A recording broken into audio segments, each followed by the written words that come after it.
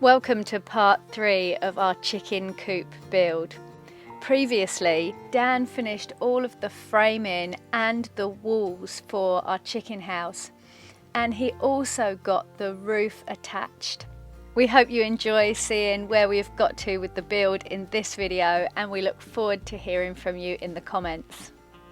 So it's in the morning now, and it got to about 3 degrees last night, and I wanted to show you an example of the condensation drips. Don't know if you can see here. It's kind of quite wet. There's kind of like a bead of water along there, and you can see along the back on that wood over there is wet. It kind of runs down to the nearest beam and drips down, so yeah, I have to come up with a solution. As I say, it was my gut instinct that this would be the case. Yeah, it's just where it was recommended to use the clear sheeting. I thought I'd give it a go, but I'm not convinced really. There's literally like a puddle of water going underneath here as well, which isn't obviously ideal for longevity of the wood as well. So there's two solutions really. I either completely take this off and do what I was going to do and put OSB first with some waterproof membrane on top and then some battens to attach the roof to, or I try to improvise with this and maybe like attach for the colder months with some battens underneath, some like frost cloth that you'd use for vegetables or something, just to kind of like let the drips fall onto that and absorb in and then dry out during the day when it gets warmer. So yeah, we'll see. I'll have a think about it. So just a little update here. I've made these vents here, and what I've actually done is drilled some round holes in the OSB and then used some of this kind of like welded, it's more of like a heavy duty, I wouldn't call it chicken wire, but we use it for kind of like tree protectors and stuff. And then I've used some staples to just hold those on there solid. What I'm currently doing is just adding some trim pieces around like this here on the front. You can see this side where I haven't put it on yet, and these are just to go on there like that, and then I've made the door frame here now, and I've made that quite a big gap all the way around it. It's just sat in there at the moment, and I'll be attaching OSB to the front of that frame, and the OSB will actually overlap and cover up to this gap as well above the door, so that will be the door. And I've left a bit of a gap this side as well of the frame, so as the door closes, the OSB will kind of close up any gap around the door, again just to stop the potential for mice or rats or rodents getting in. I've just test fitted the door frame here, and you'll see there's about a centimetre gap around it, and I've got some spaces under there as well just to hold that space for now, and then some temporary screws just holding this in place. And then I'm going to lift the OSB onto there now and get it screwed on and fit the hinges, and we'll see if it opens smoothly.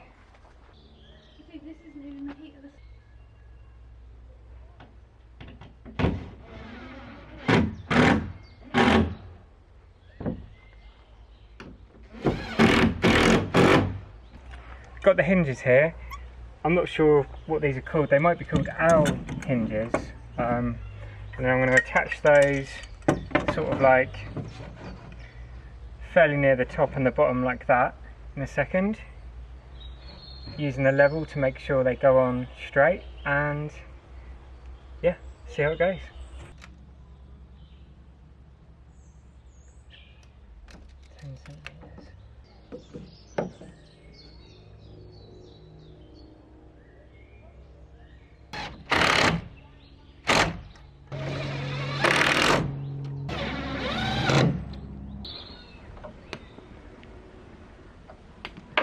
Whoa! Who's this?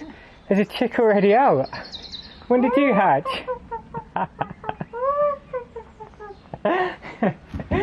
Right, I'll take off these two bits and see whether it's going to close up alright.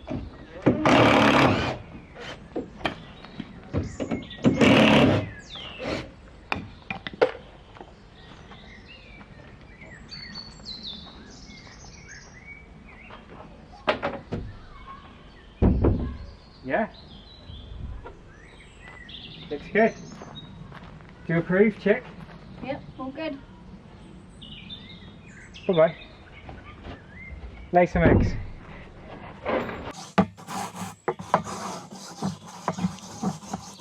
So this is a really cool chicken water feeder that I'm cleaning up here, and it works on an airlock system. So you can fill this whole drum up with water, and then the chooks can drink out of this bit here.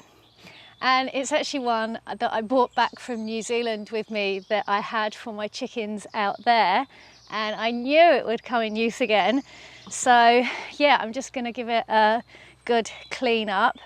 And the thing that I love about this is that it means that it keeps their water fresh for a good few days, because where this is dark, it's not letting any light onto the water, so no algae and stuff will form.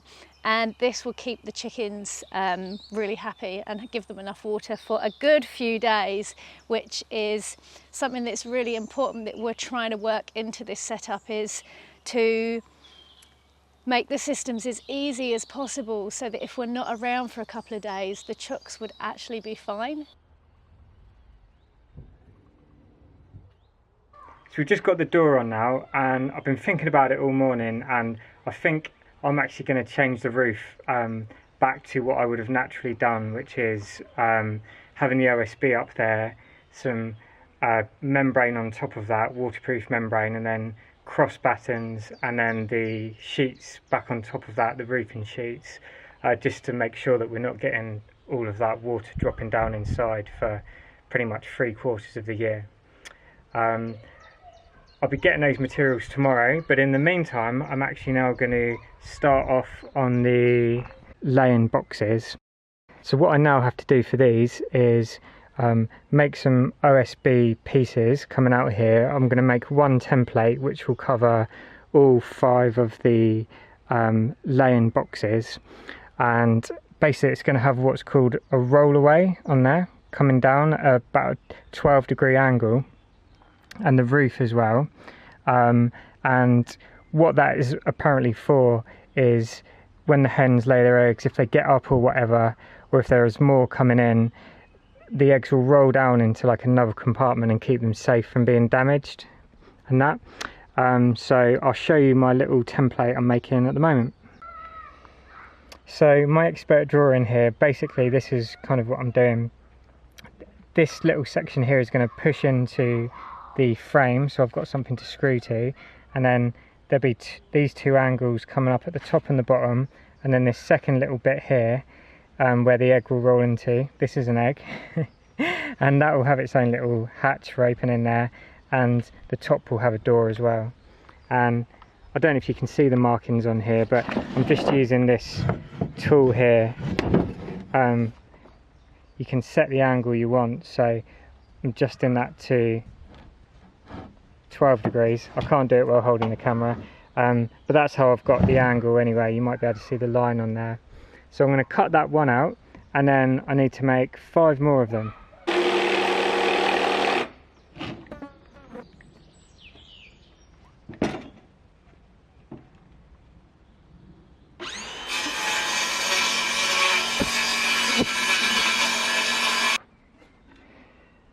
Okay, that's the template piece made up there. So the idea is that is going to sit into that gap like that, if you can see that,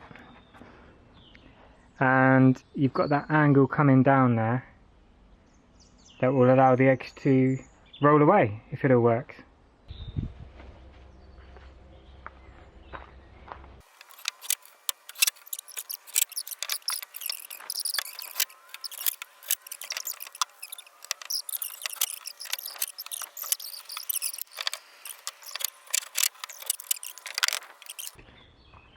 They are all on.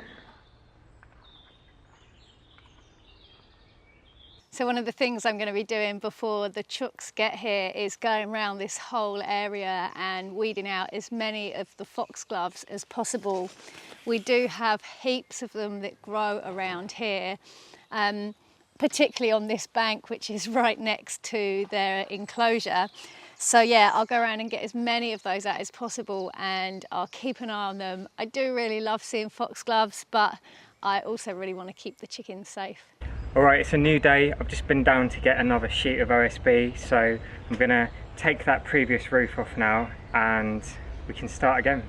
So you can see the reason I did the tape there. You see, as well as all the water that's dripped down inside, there is loads of water kind of trapped against what would have been the wood there. So yeah, I've really learnt now in a temperate climate like this where you get sort of cold nights, it's just having single sheet, either this clear or the tin, just doesn't work if you want things to be dry.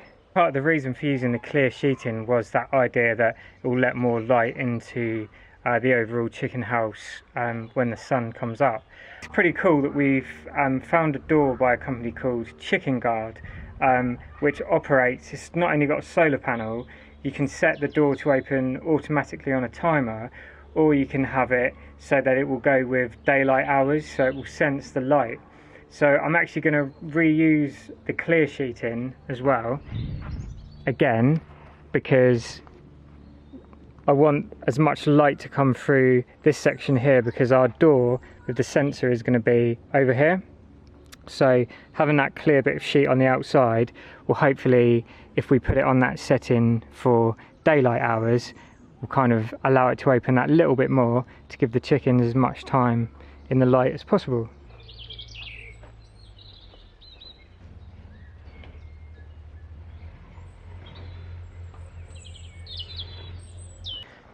Laurie's just strimming, so I don't know if you can hear me, but I've got a few materials here. These are stuff that I've had left over in the past, some other stuff. So I've got some grey membrane there. That's like a waterproof breather membrane, which I'll be putting over the OSB first, so any drips fall onto that instead of the wood itself. And I guess I can talk about these as I go into it, but this basically goes along the very back of the roof, and the grey overlaps this up to here, and then any drips that are kind of running down the roof roll down this and off. And it just basically, what this is for is to so you've got this black kind of UV protected piece that is exposed to the sun, rather than having a flap of the grey poking out the back, which over time will deteriorate.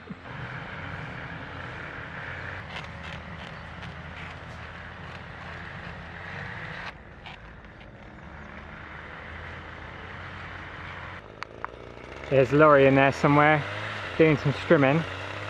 All the fruit trees are blossoming so beautifully right now. Gorgeous. I think it's mid-April now. I'm a nightmare with dates. But to show you anyway,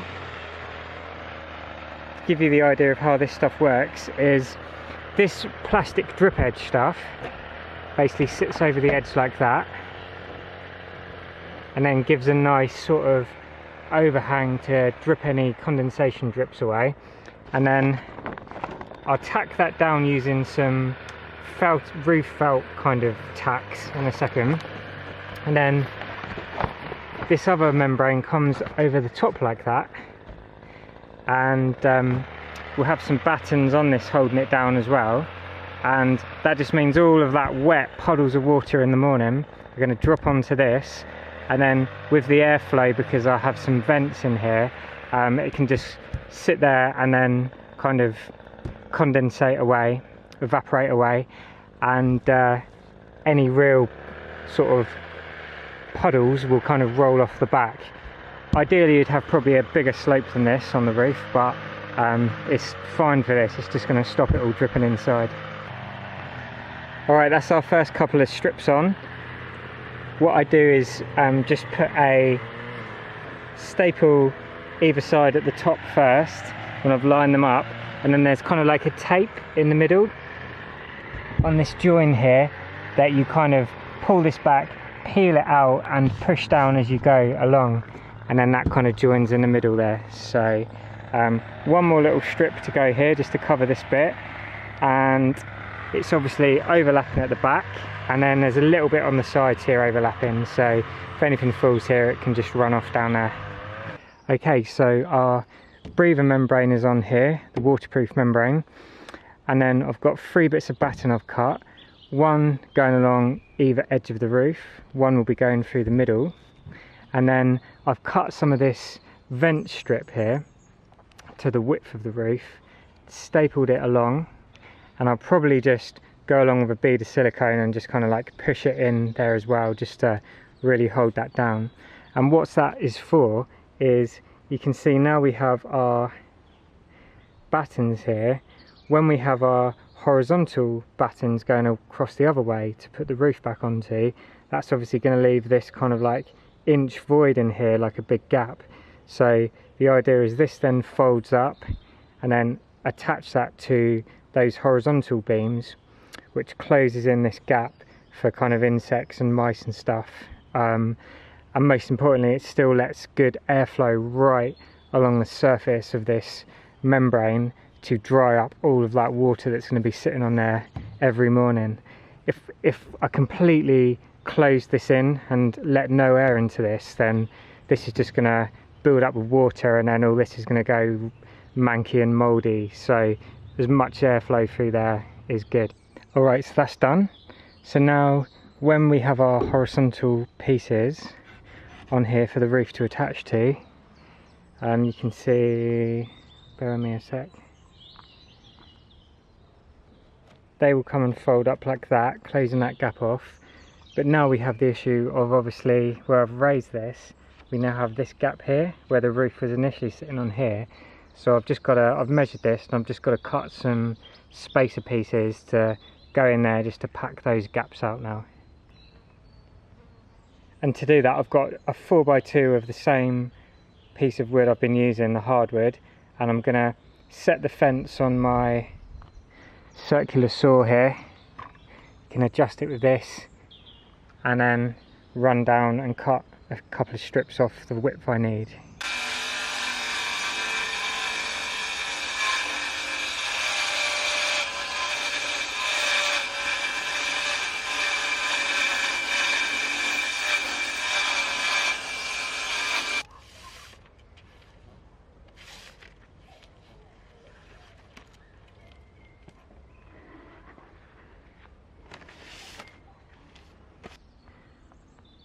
Alright then, that's us ready to re-roof again now.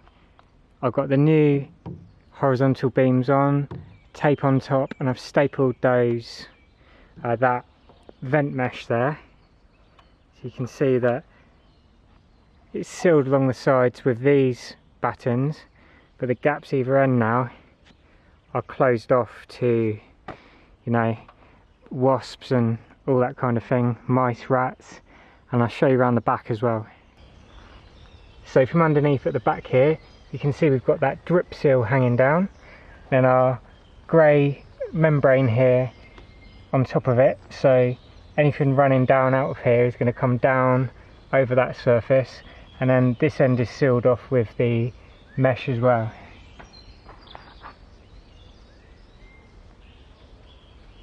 And then you can see here where the original bit of silver is, I've had to pack it up to that level to fill in for the new roof height.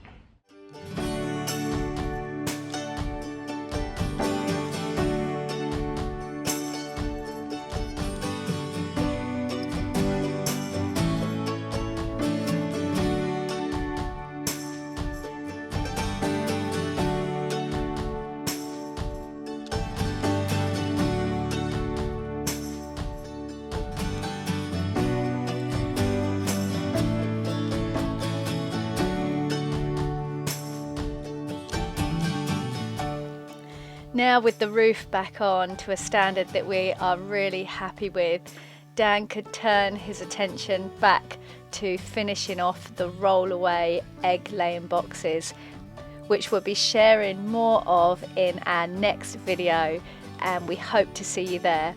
Thank you so much for watching. Peace and plants.